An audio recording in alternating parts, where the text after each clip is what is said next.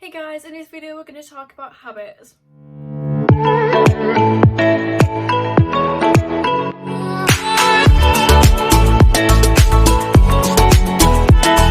So this is a topic someone asked me to cover, just basically how to form a habit, how to keep it, and just things like that.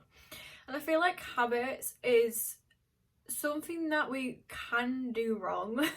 So people tend to form habits on the New Year's resolutions, but not many keep up with it after February. As the first week of February, everyone tends to quit because it's something that just can't keep up with. With habits, people either go in too little or they go in too hard. You need to form a habit that obviously is something that you want to do good for yourself, but you need to do something that relates to how you're doing it right now. So, for example, going to the gym. If you've never been to the gym in your life, you cannot form the habit of going 6 days a week. You're just not going to do it. It's not reasonable. It's too big of a goal and you're not going to do it. Obviously, it is doable. I'm not saying that. But how likely is it that you're going to keep up with it? It's not likely. So if you've never been to the gym in your life, you need to set the habit of going a couple of times a week. So I don't know, just twice a week maybe. It's just something small, and then over time you can increase the goal. So for example, if you go running, you cannot expect yourself to run the first time 5 miles. You need to set the goal of half a mile, and as soon as you perfected that and you feel comfortable, you can up the goal to a mile and just keep doing that. That's what you need to do to form the habit. Also, people going too soft with themselves. For the gym, for example, it's just a good example because it's something I feel like most of us experience. If you're going too soft with yourself, you're gonna get a day where you can't be bothered going and you just won't go. And then after that, you'll just quit and you'll never go back to the gym again. This is what I mean by going too soft. You need to be consistent, you need to be determined, and you need to know that you owe it to yourself to keep this habit. But by having a consistent habit, it needs a small goal that you obviously can keep up with, but over time you're going to create what is called a compound effect. So this is a book that you can get on Amazon. It's also available on Audible, however you choose, but it's so good. This is where I've learned this. So basically, the compound effect is doing a daily task or weekly, whatever it is, whatever your habit is, doing that task but doing it consistently. Over time, it's going to create a massive, dramatic effect. But because you're doing it consistently, you're not really going to realise it until you actually look at the whole picture. And before you know it, you're closer to the goal that you wanted than you actually believed you could get.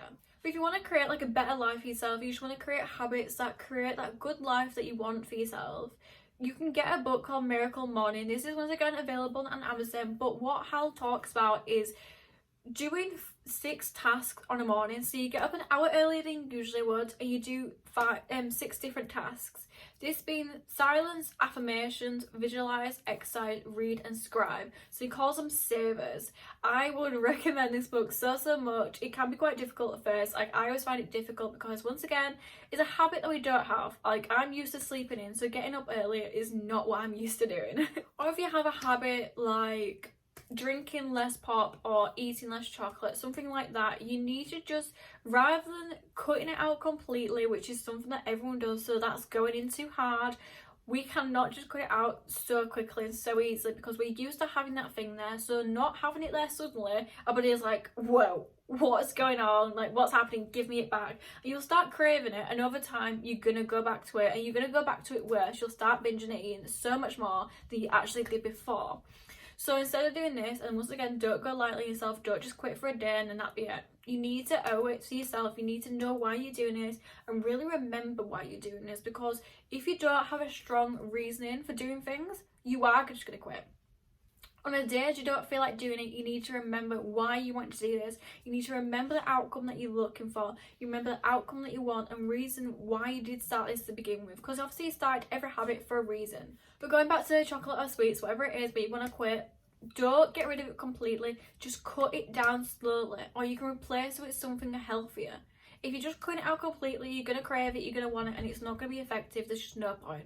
Whereas if you cut it down slowly, you're slowing down how many intakings you have, and then over time you get to a point where you necessarily don't even want it to begin with. Just need to remember why you're doing this, because everyone's going to have days that struggle, everyone's going to have days where you just can't be bothered doing the habit, because obviously it's new, you don't want to do it, it's natural. So if you feel like it might be better, you can get an accountability partner. So find someone that has a similar or the same goal as you. So example, a gym buddy. This is what I used to do when I go to the gym. I used to have a gym buddy, so anytime that I didn't feel like I wanted to go to the gym, or I literally just couldn't be bothered getting up that morning, if you just by yourself, obviously if you have strong will, and I really hope you do, you can get up and you owe it to yourself to get up. But sometimes you just can't push yourself, whereas if you have an accountability partner, you're thinking, oh god, someone's relying on me, so I have to go. Whereas when I did want to go to the gym, I know my friend was relying on me, so I had to get up to the gym, and once I got there, I enjoyed it so much, and I'm glad I went. So having an accountability partner, you literally just do the same things at the same time, and it's a good thing because you can talk about it together. Like if you learn a new language with someone, you can compare how much you've learned or new ways to learn, things like that, and it's quite enjoyable. It's enjoyable having someone else to talk about it with. Or if you don't have someone that is having a similar goal to you, you can still have an accountability partner in someone. Just go to someone that you rely, that you trust, and tell them about what you're doing and ask them to keep you accountable. So tell them when you're going to do your habits and when you intend to each week or each day, each time. And make sure they're reliable, so when you don't feel like you want to push yourself, they will ask you if you've done it and they will push you themselves. But just like I thought, so we've spoken about previously, you are in control of your habits, and it literally takes 21 days to form a habit. So if you can keep doing something for 21 days, you are gonna have it for a good long time. And if you do it for 90 days, you will have it for the rest of your life. You owe it to yourself to do this. Just remember why you want to do this. Just a quick recap: don't go in too soft, don't go in too hard with your goals. Do it in moderation. Over time, gradually increase your goal. Just do something easy now. For example, if you've never been to the gym, only to go a couple times a week rather than going 6. Otherwise, you just will not keep up with it. Over time, you're going to build a compound effect, and as well, if you want to better your life with good habits, get the book Miracle Morning by Hal. It will so help you so much because he talks about savers. Another way of forming a habit and keeping a habit is finding an accountability partner, and remember why you want to do this. Over time, you're going to find days where you don't want to do it. Remember why you're doing it, remind yourself why you want to do it, and this will push you to do better and to keep the habit going rather than just stopping.